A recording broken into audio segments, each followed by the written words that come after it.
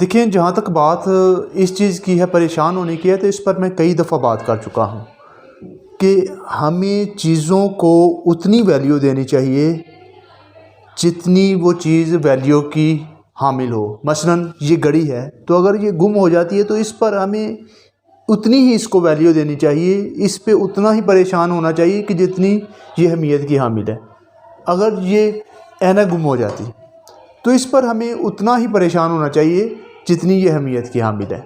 تو المختصر کہ جب ہم کسی چیز کو اس کی اہمیت سے زیادہ، اس کی ویلیو سے زیادہ اس چیز کے حوالے سے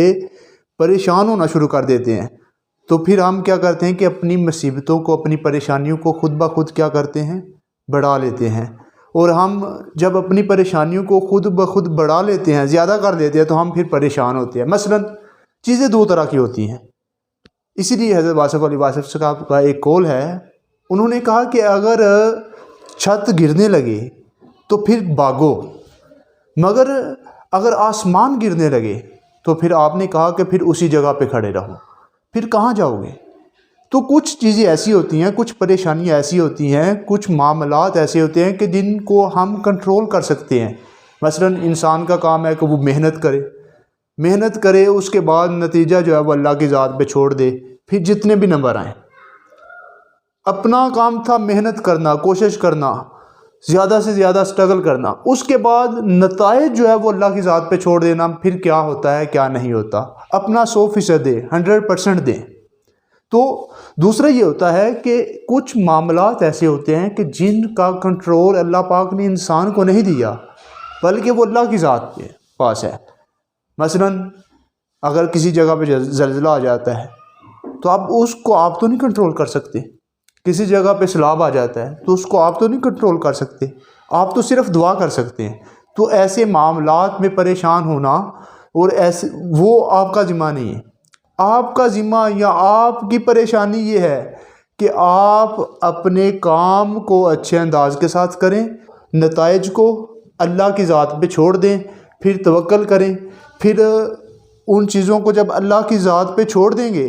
تو پھر پریشانی آپ کی کم ہو جائے گی۔ کچھ لوگوں کا یہ پرابلم ہے،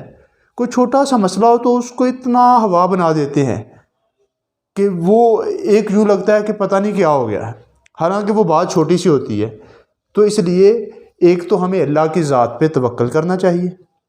کہ وہ جو نظام چلا رہا ہے وہ یوں ہی نہیں چلا رہا، اس کو پتہ ہے کب کس وقت کس کو کیا دینا ہے، کب کس وقت کس سے کیا چھیننا ہے۔ تو اس لیے ایک تو اس کی ذات پہ توکل رکھیں،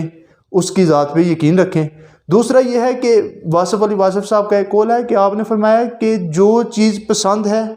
اس کو حاصل کر لو، یا جو حاصل ہے اس کو پسند کر لو،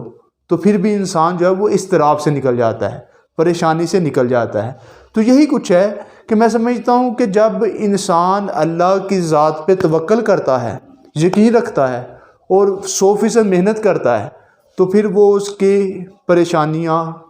جو ہے وہ بہت زیادہ کم ہو جاتی ہے۔ اس کی وجہ یہ ہوتی ہے کہ وہ اللہ کی ذات پہ توکل کر رہا ہوتا ہے، اللہ کی ذات پہ اس کو یقین ہوتا ہے کہ وہ جو اوپر خالق نظام چلا رہا ہے وہ بہتر ہی چلا رہا ہے۔